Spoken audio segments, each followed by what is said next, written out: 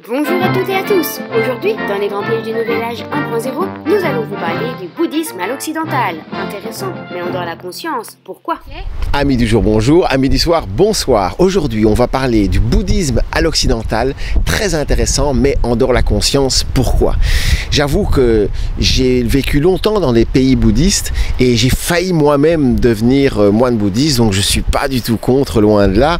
Et je trouve d'ailleurs que on pourrait être très reconnaissant, je dirais, au bouddhisme d'avoir fait la promotion dans notre culture justement de la méditation, du yoga, du concept des chakras, des différentes couches d'énergie. Je trouve ça vraiment fantastique. Alors je dis pas que c'est le bouddhisme qui l'a inventé, mais en tout cas il a beaucoup aidé à faire passer ça dans notre culture. Et d'ailleurs c'est pour ça que j'aime bien utiliser le mot pour parler de notre culture, une culture judéo-chrétienne, musulmano-teintée de bouddhisme. Alors quand je faisais beaucoup de conférences, j'adorais faire la blague en France en disant que les Français, les deux seuls groupes qui ne critiquent pas, c'est les Belges et les bouddhistes. Et c'est vrai qu'il y a un petit peu de ça. Bien sûr, il y a plusieurs sortes de bouddhisme, mais ici je voudrais parler du bouddhisme à l'occidental. À savoir que la base de ce bouddhisme, en résumé, c'est nos désirs créent des souffrances, supprimons les désirs, il n'y a plus de souffrance.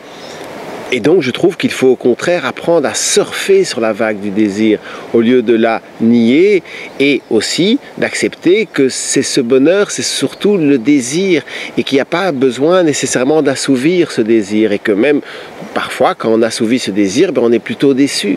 Et donc c'est un tout autre rapport qui a à voir avec le désir. Mais nier le désir, c'est comme l'émotionnel, au plus on nie, ça fait l'effet d'un ressort, on pousse, et puis après, baf, ça revient en pleine face. Donc ça provoque l'effet contraire.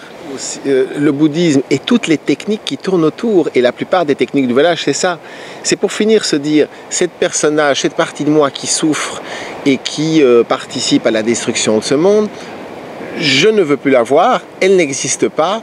Et c'est un petit peu comme, excusez-moi, mais les enfants qui vont se cacher en dessous du lit pour ne pas voir le monstre. C'est la définition de la politique de l'autruche. Nos douleurs, nos colères font partie de nous. Oui, je crois dans le concept de multifacettes de notre personnalité. Il y a en nous un guerrier qui est furieux. Et beaucoup de gens voudraient nous faire croire que cette colère n'est pas juste. Évidemment qu'elle est juste. Évidemment qu'il y a une partie de nous qui est en colère et qui est triste. Mais cette souffrance est tellement intense chez la plupart des gens, qu'ils sont super heureux de trouver ces techniques qui endorment juste la douleur. Mais la douleur, elle est toujours là. Et après, on s'étonne que quasi tout le monde meurt de cancer ou de maladie du cœur. Notre personnalité, entre guillemets, de lumière, est enfermée dans toutes les facettes qu'on ne veut pas voir. Par exemple, la plupart des gens, non, je suis désolé, ils ont une facette qui se dit, pour X raison, moi je m'en fous, je détruis ce monde. Et il faut aller lui parler, parce que c'est une facette destructrice qui a sa place, si on l'utilise à bon escient. Et c'est là où le concept du djihad des musulmans, moi je trouve ça génial. Il y a vraiment une guerre intérieure à faire, mais on est bien d'accord, le but n'est pas de faire du djihad, d'aller mettre des bombes et de tuer des innocents. Ça, on est bien d'accord aussi. Mais ce djihad, non, il prend bien son nom. Il y a vraiment une guerre pour tout simplement arriver dans ce monde qui tourne à l'envers à tout simplement se tenir debout avec sa pleine lumière. Alors on retrouve ici effectivement la base de toute la perversion, à savoir c'est toujours la même chose. 1, la dépersonnalisation. 2, le fait de ne pas réfléchir à ses propos, de ne pas se remettre en question. Ne pas se remettre en question à l'intérieur de soi. Donc tout d'un coup c'est « Oh, mon être, la partie que je n'aime pas, je ne la connais plus ». Et alors souvent les gens qui sont dans le bouddhisme ou dans les voies indiennes en général, ils changent de nom. Ah, tout d'un coup, ça y est, je suis quelqu'un d'autre. Mais ça marche pas. Et quelque part, ils sont en forcing dans un nouveau personnage, mais dès que tu grattes un peu, dès qu'il y a un petit peu d'émotionnel, de feu autour d'eux, très vite ils craquent et ils sont extrêmement instables en fait. Pour comprendre pourquoi je prétends que le bouddhisme à l'occidental, ça n'éveille pas la conscience, mais en plus, ça n'éveille pas la conscience du monde, c'est parce qu'énormément de bouddhistes, et moi-même je l'ai cru pendant longtemps, croient qu'en fait, le fait de méditer va calmer petit à petit, on va dire, la fréquence un peu de folie dans laquelle les humains sont. Et c'est en partie vrai. Mais le bouddhisme, comme il est vécu à l'occidental, va créer le contraire de la paix, beaucoup de douleur et beaucoup de colère. Je vous explique pourquoi. Le meilleur exemple que je connaisse, c'est si vous vivez avec des gens et que le matin, bon, il y en a un qui se lève de mauvaise humeur, il arrive dans la cuisine et il ne dit rien. Il peut petit à petit communiquer sa mauvaise humeur à tout le monde, en restant dans son assiette à rien dire. Par contre, s'il rentre dans la cuisine en disant « Moi, je suis désolé, je suis vraiment de super de mauvaise humeur aujourd'hui », il peut complètement désamorcer la chose. Nous avons des émotions. Les émotions font partie de la vie. Heureux, pas heureux. On ne peut pas les supprimer. Les émotions, c'est comme un ressort. Au plus on pousse dessus pour les cacher, au plus elles vont nous revenir au visage avec force. Ce qui se passe, c'est que quand on n'exprime pas des émotions et qu'on les ravale, eh bien en fait, elles vont en quelque sorte transpirer de nous.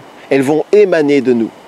Quelqu'un qui est en colère et qui n'exprime pas sa colère va émaner de colère et va, si vous voulez, au niveau justement de la dimension de l'astral, envoyer de la colère partout. Même chose pour la frustration sexuelle. Énormément de gens sont frustrés sexuellement et ne font l'amour que quand ils n'en peuvent plus pour se décharger. Eh bien, toute cette frustration, elle va émaner d'eux et puis elle va aller contaminer tout le monde. Et le bouddhiste, eh bien, à l'occidental, à la française, à force de complètement nier toute une partie de lui humaine, et notamment le fait qu'il est juste qu'il y ait une partie de lui qui soit en colère, surtout face à ce monde, eh bien il va transpirer de cette colère, transpirer de tout ça. Pour bien comprendre la logique de toutes ces techniques soi-disant d'éveil que nous proposent les religions ou le Nouvel Âge 1.0, c'est vraiment comprendre que ça fonctionne de la même manière que les médicaments chimiques ou les antibiotiques que nous propose la médecine entre guillemets moderne. À savoir, on veut uniquement tuer les conséquences. Par exemple, tu as des allergies, tu as ton nez qui coule, on va te donner des antihistaminiques pour arrêter le coulement, ce qui est tout à fait ridicule, au lieu d'essayer de trouver ce qui va provoquer la chose. Alors le bouddhisme marche très bien, excusez-moi, mais chez les occidentaux qui se sentent coupables. Qui se sentent coupables parce qu'ils n'ont pas assez participé à essayer de créer une meilleure humanité. Ben non, il ferait mieux justement de changer, de s'impliquer beaucoup plus d'une manière ou d'une autre, et alors ben, ils se sentiraient plus coupables justement. Et c'est ça qui est vraiment passionnant. Encore une fois, le bouddhisme va nier nos bobos, nier nos enfers. Et le résultat, c'est quoi? Parce que moi, je jauge l'arbre à ses fruits. Eh bien, le résultat, c'est que tous les pays bouddhistes, en tout cas à ma connaissance, sont des dictatures pures et dures. La Thaïlande, le Cambodge, le Laos, la Birmanie, ben oui, les gens ne se mêlent pas. Et tout. Ce qui est intéressant, effectivement, c'est qu'on peut dire, pour finir, que le Nouvel Âge, c'est très très proche du bouddhisme, en fait. Pour finir, c'est les gens qui ont échappé à la religion et qui ne refusent maintenant d'endosser la culpabilité d'être là. Alors ça déjà c'est une avancée, si ce n'est que malheureusement il est remplacé par une espèce de irresponsabilité. Je ne me mêle de rien, je suis grand et fort, je ne me mêle de rien et tant pis si le monde est à feu et à sang. Et ben non, moi je crois que c'est ça le grand message, c'est que on pourrait vivre au paradis si les gens se bougeaient le cul, si les gens se tenaient droit et se battaient pour leurs convictions, quoi. C'est très important. Je dirais que quelque part, pour moi, le bouddhisme, comme il est vécu en France, est encore une fois à l'inverse de l'être qui a inspiré cette religion, à savoir Siddhartha. Si vous prenez la vie de Siddhartha, eh bien Siddhartha, c'est un prince qui a vécu à peu près tous les excès, tous les plaisirs charnels et hauts de cette planète, et puis un beau jour, il s'est dit « Oh, mais pour finir, quand on a tout, se mettre en lotus et faire homme, ouah, ça fait super du bien !» La plupart des autres personnes, qu'est-ce qu'ils font? Ils font l'inverse, c'est-à-dire qu'ils vont mettre la voie ascétique en avant et ils vont se dire « Oh, on va se priver de tout, on reste là avec le minimum et alors le bonheur arrive. » Non, personnellement, le bouddhisme, je trouve qu'il nie la vie et il nie particulièrement les enfants et les femmes. La femme n'existe pas dans le bouddhisme. La femme, il y a d'ailleurs une prière tibétaine qui commence par s'il vous plaît, surtout ne me réincarnez pas en femme. La femme est considérée comme un objet impur qui est incapable d'arriver à l'illumination, et le bouddhisme est encore une fois une religion patriarcale. Alors comme dans toutes les autres techniques, eh bien je trouve qu'il y a énormément d'orgueil dans le bouddhisme. J'ai un orgueil infini qui est « Oh, moi j'ai pas d'orgueil, j'ai pas d'ego ». Oui, moi je suis un pauvre petit grain de sable qui passe, je n'ai aucun effet sur l'univers et oh, il serait présomptueux et vraiment très mal de croire que je peux influencer les choses. Et en fait derrière ça il y a encore plus d'orgueil et plus d'ego. Alors on pourrait même se définir sur c'est quoi la définition de l'ego. Je crois que de nouveau, et chaque personne a sa définition propre. Pour beaucoup de gens, ne pas avoir d'ego, eh bien, c'est ne pas se dire qu'on peut changer le monde, qu'on a cette force, qu'on a cette puissance. Et ça reviendra toujours à ça. Tous les outils de perversion sont là pour faire croire que tu es petit, que tu n'as aucun impact, alors que 1, 2, 3 personnes peuvent changer le monde. Mais toutes ces techniques, toutes ces traditions, toutes ces cultures sont là pour une chose, nous transformer en moutons, pendant que d'autres, bien malins, dirigent le monde et le rendent de plus en plus injuste et le détruisent de plus en plus.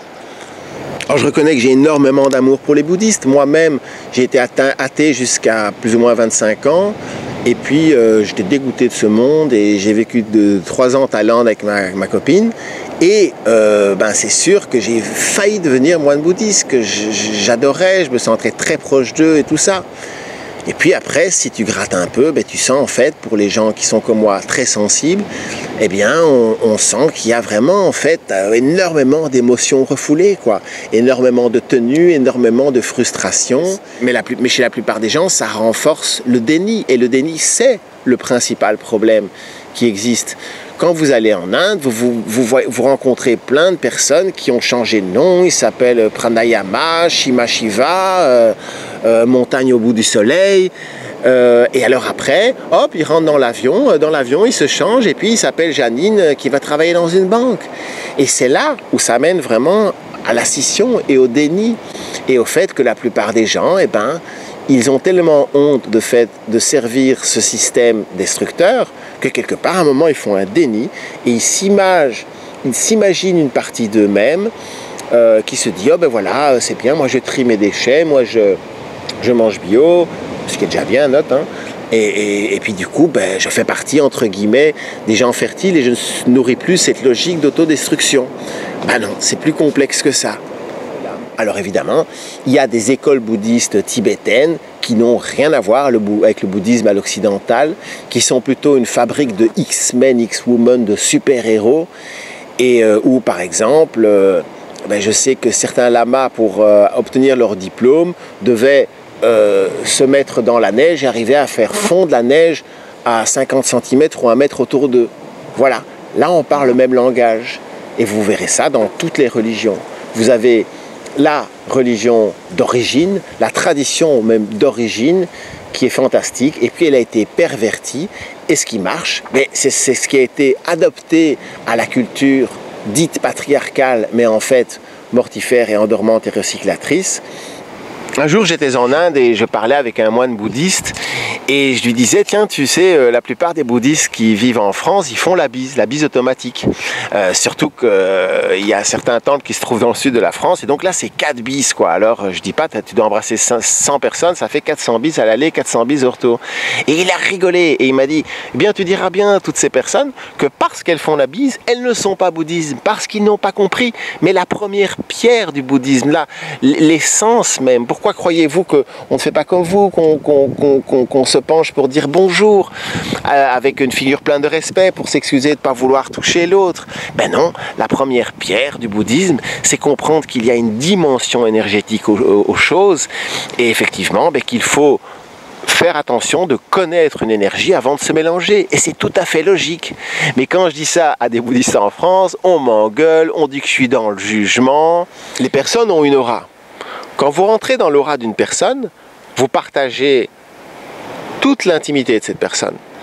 C'est pour ça que le message principal de toute la culture asiatique, c'est qu'il ne faut pas se mélanger et faire fusion avec des énergies avant de les connaître et de le choisir vraiment consciemment. Et donc c'est pour ça qu'il ne faut pas passer son temps à embrasser tout le monde, à faire des bises toute la journée. Et ce mouvement de main jointe, pour moi, il est très puissant. Il est très puissant parce qu'en opposition justement avec la manière, on va dire, chrétienne de faire les choses, où on va vouloir serrer la main ou prendre, toucher, et bien là en fait, si vous voulez, c'est comme si on retient en fait cet amour, cette envie d'aller vers l'autre, mais on va se concentrer en mettant ses mains comme ça, on va se concentrer plutôt sur l'intérieur et rencontrer l'autre via l'intérieur. Et ça ne veut pas dire qu'il n'y a pas autant de plaisir, il y en a même encore plus. C'est quelque chose aussi beaucoup que j'ai appris avec les dauphins, c'est que si tu nages avec eux et comme beaucoup de gens tu veux tellement tout le temps les toucher, en fait ils le sentent et ils gardent toujours une distance pour que tu puisses pas les toucher. Tandis que si tu nages les deux mains dans le dos, eh bien là vraiment tu as beaucoup plus de chances qu'ils viennent près de toi. Et voilà donc encore une fois comment nos cultures patriarcales vont tout adapté.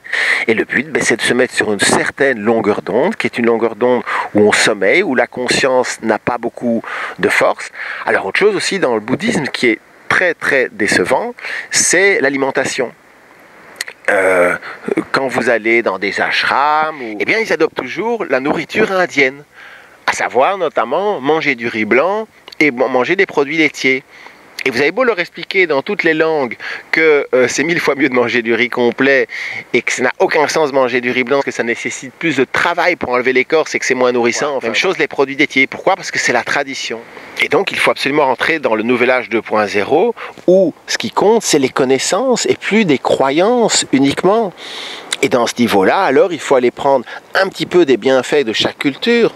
Moi, je peux dire, par exemple, que je suis musulman parce que j'adore le concept du djihad, à savoir de faire la guerre intérieure. Il y a vraiment une guerre à faire parce qu'il faut se battre pour ne pas aller dans la spirale endormante comme les autres. Et nos corps ont des habitudes, effectivement, perverses de vouloir toujours s'endormir. Il faut être un vrai guerrier pour ça. J'adore aussi chez les musulmans le fait d'au moins 3, 4, 5 fois par jour prendre un instant, un moment pour se remémorer quelles sont les bases de nos croyances, pour se reprogrammer. Eux le font avec le Coran, et bien chacun devrait le faire avec les croyances qui lui sont propres. Parce que quand on commence à travailler sur soi à 30, 40, 50 ans, et bien effectivement il y a beaucoup de choses à déprogrammer. Et là alors la méthode des mantras et tout, de se répéter les choses, ont un sens, mais pour peu qu'on se répète des choses qu'on comprenne bien sûr. Alors j'adore aussi le fait de se mouiller avant de prier, se mouiller la tête, se mouiller les mains et tout. Je trouve ça génial. Et une fois qu'on est passé sous l'eau, on est beaucoup plus conscient. Et d'où cette habitude de se mouiller avant de prier. Moi, je préfère appeler ça la méditation et tout, mais enfin, c'est un détail. Et non, l'eau a un pouvoir magnifique. Alors je pourrais dire que je suis bouddhiste parce que la méditation pour moi c'est essentiel. Si on médite pas, on s'en sort pas, c'est le bordel dans la tête. Et tout le concept des chakras et tout, oui, pour moi ça c'est vraiment ça qu'on devrait enseigner à l'école. Le yoga aussi en fait partie, mais attention, un yoga avec un travail de remise en question en parallèle, parce que comme le yoga vous remplit d'énergie, il faut être sûr que la direction qu'on prenne dans la vie soit la bonne. Alors je peux dire que je suis chrétien, en disant que je crois fort au fait que tout ce qu'on regrette sincèrement, effectivement, on peut entraîner comme ça une alchimie à l'intérieur de soi pour vraiment changer. Ça, j'y crois vraiment très fort. Et alors, ce que j'adore dans la culture juive, par exemple, c'est que dans l'enseignement religieux, il y a des cours, j'ai complètement oublié comment ça s'appelle, je vous mets le titre ici, où en fait on enseigne aux enfants à argumenter. Et je trouve ça génial. À savoir, toi tu vas prendre telle partie, toi tu vas prendre telle partie, et chacun doit effectivement, quitte à faire l'avocat du diable, se battre. Et je trouve que c'est une technique fantastique pour apprendre vraiment à raisonner et réaliser que selon le camp dans lequel on se trouve, on peut très bien trouver des arguments qui tiennent debout pour la plupart des sujets. Et puis j'adore aussi le concept du Shabbat, où se dire, mais nom de Dieu, on devrait, pardon, pas nom de Dieu, nom d'une déesse ou nom d'un Bouddha, ça serait bien de passer un jour par semaine sans électricité, sans écran, sans rien de mécanique. Moi, je trouve l'idée géniale. Et pour moi, c'est tellement évident que chacune de ces cultures, oui, ont des joyaux à l'intérieur, mais ce qu'il faut, c'est aller les rechercher parce que tout ça, c'est des restes de la culture fertile qui datait d'avant. Et c'est à nous à comprendre par l'intelligence quels sont ceux qui éveillent, quels sont ceux qui endorment. Voilà. Mais la réalité, c'est que la plupart des gens, ils sont accros à la longueur d'onde du sommeil. C'est ça la vérité. Vous savez, ce petit moment de bonheur quand on s'endort, ce petit switch, c'est tellement le bonheur que c'est ça que la plupart des gens recherchent dans le sexe, dans l'amour, dans la drogue, même dans le cinéma et tout ça. Il n'y a pas de malaise, mais l'idée, c'est de passer à autre chose et de se shooter à l'éveil. Et tout ça, ça amène aussi à ne pas trancher. Parce que ce qui est très difficile dans les milieux, par exemple Nouvel Âge, c'est que comme la plupart des gens sont prisonniers dans cette façade, je suis doux, je suis gentil, je suis souriant, ils ne veulent jamais en fait trancher. Ils ont tellement peur de la confrontation, en général, avec les autres et avec eux-mêmes, qu'ils ne veulent plus penser à tout ce qui les mettrait inconfortables. Alors après, moi, dans un monde idéal, j'ai aucun problème qu'il y ait des gens qui choisissent, entre guillemets, la voie du bouddhisme et d'une certaine passivité. Mais si on veut que ce monde continue, il faut qu'il y en ait qui arrivent à proposer une alternative. Et là, il faut vraiment une grosse dose de guerrier pour ça. Parce que je peux vous dire que dès que vous dites qu'il y a une espèce de solution, vous avez l'entière masse, pratiquement toute la masse qui va vous rentrer dedans. Et donc tout ça est très important parce que, encore une fois, la plupart des gens, ils se dirigent vers le bouddhisme en se disant « moi je vais vers quelque chose qui est plus fertile, qui est plus évolutif » et ils se font avoir. Et beaucoup de gens sont là-dedans et vous ne sentirez la force de cette force de stagnation, vous ne la sentirez que quand tout d'un coup vous voudrez sortir de vos rails, faire quelque chose d'inhabituel, là vous allez la sentir. Il y a une partie de vous qui vraiment aura envie de pleurer si vous partez par exemple en voyage, je sais pas, en Australie comme vous en avez toujours rêvé. Pourtant une fois dans l'avion, vous êtes la personne la plus heureuse du monde. Et donc tout ça a une grosse importance parce que, j'espère que vous l'aurez compris, les gens qui prient et qui vont nourrir les égrégores des religions appelées patriarcales à tort, eh ben, ils vont nourrir le courant de leur endormissement. Et une de nos missions en tant qu'être, c'est d'arriver et déjà d'en prendre conscience. Moi, je crois que c'est le but du jeu, sans avoir la prétention de connaître aussi tous les secrets des coulisses.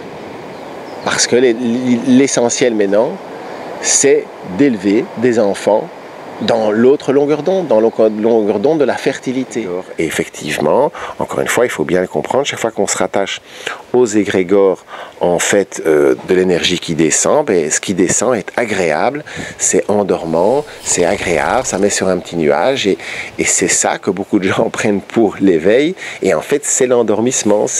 D'ailleurs, on le sent même quand on s'endort, vous savez, c'est ce petit moment comme ça, où vraiment sans qu'on passe de l'autre côté juste avant, et c'est très agréable, il y a une petite montée comme ça, parce que ben, ça calme l'esprit, ça endort la conscience et c'est agréable.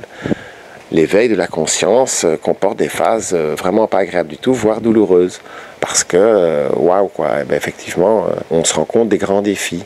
Mais si on respire beaucoup et tout, c'est fantastique et ça devient enivrant dans le bon sens du terme.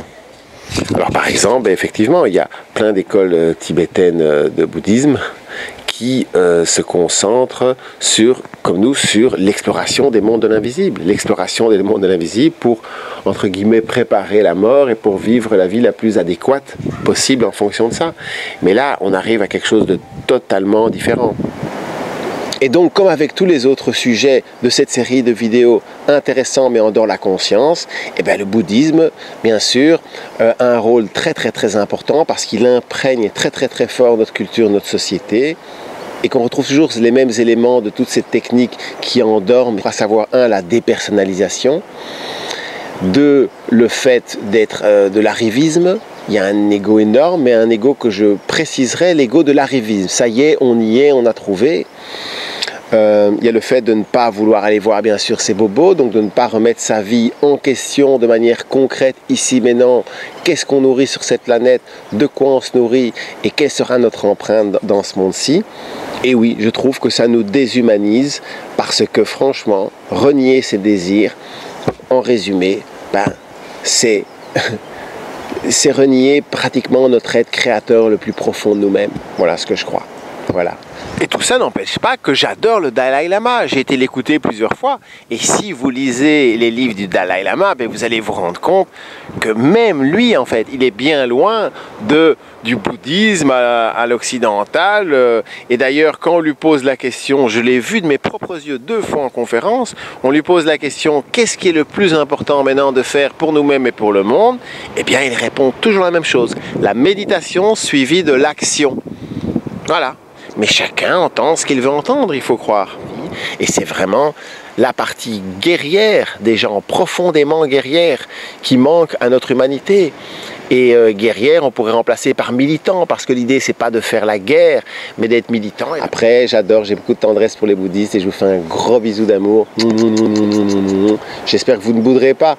Ah, elle est bonne cette blague, non?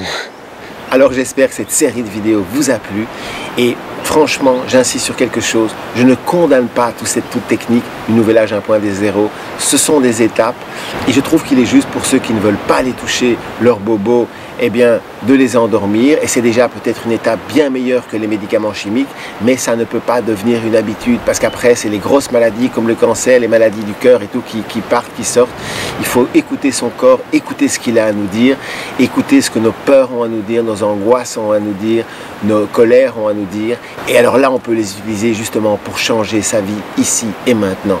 Et pour ceux que ça met vraiment en colère, eh bien vous allez voir qu'il y a toujours 2 types de commentaires.